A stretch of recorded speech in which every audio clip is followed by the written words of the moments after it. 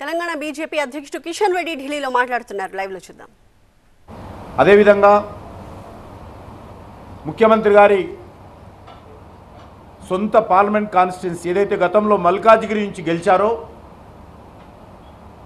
ఆ మల్కాజ్గిరిలో కూడా ఈరోజు భారతీయ జనతా పార్టీ సుమారు 4 లక్షల ఓట్ల మెజార్టీతో బీజేపీ జెండా పాతడం జరిగింది.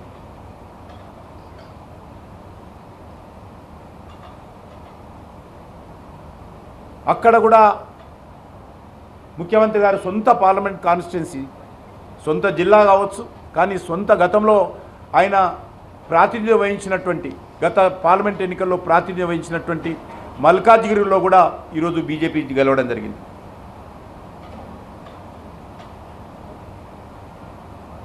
మీకు అందరికీ తెలుసు, మాజీ ముఖ్యమంత్రి గారు ప్రాతినిధ్యం వహిస్తున్నటువంటి గజ్వేల్ కానీ, మాజీ ముఖ్యమంత్రి గారి రాజకీయ ఆరంగేట్రానికి కీలక పాత్ర పోషించినటువంటి సిద్దిపేట కానీ, బీఆర్ఎస్ కంచుకోటగా ఉన్నటువంటి మెదక్ పార్లమెంట్లో కూడా ఈరోజు వందల కోట్ల రూపాయలు